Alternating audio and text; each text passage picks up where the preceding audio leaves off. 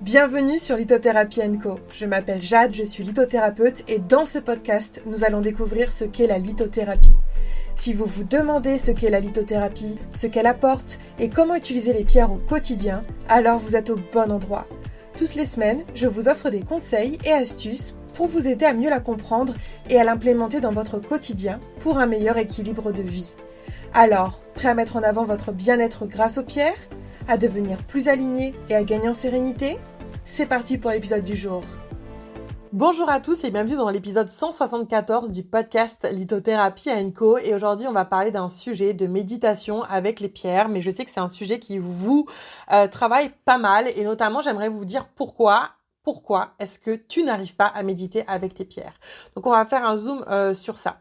Il faut savoir que la méditation, c'est une des pratiques les plus courantes qui est utilisée avec les pierres, notamment avec la lithothérapie, parce qu'elle permet plusieurs choses. Déjà, elle permet d'activer les énergies des pierres, elle permet de se connecter à elles, elle permet aussi d'activer des connexions plus spirituelles, d'avoir de la clarté mentale.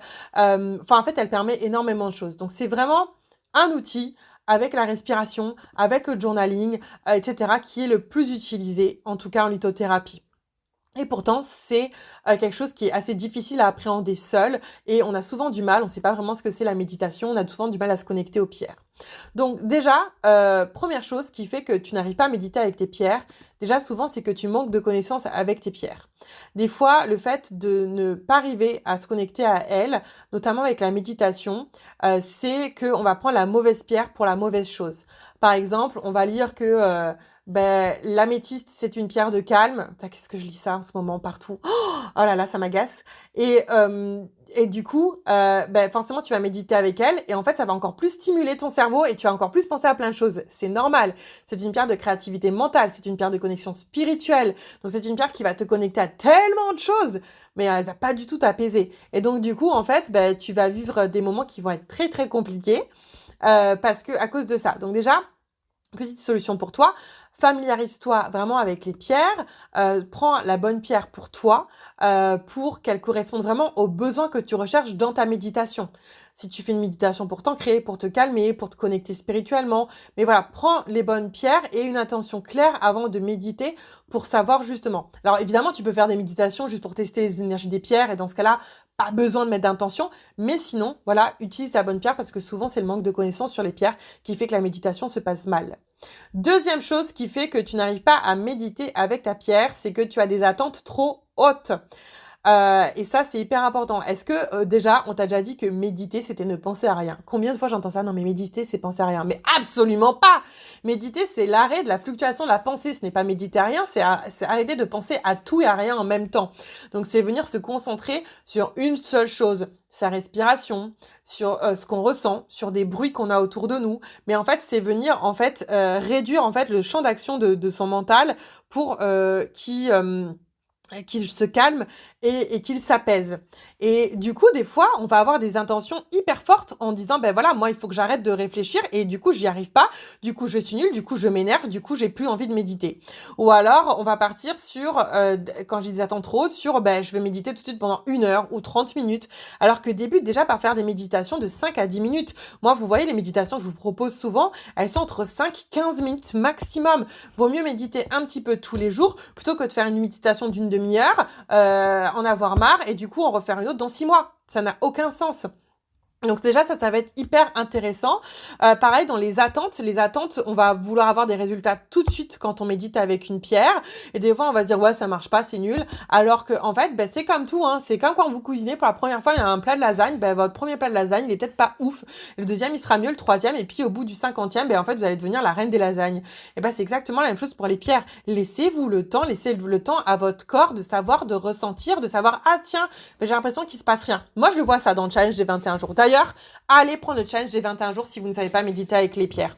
Et allez lire les commentaires. Les gens me disent, ouais, c'est pas grave, pas assez grand chose, j'ai juste eu ça. Mais je lui dis, mais tu te rends pas compte, ça, c'est déjà énorme. Ça veut dire ça veut dire que tu as une connexion.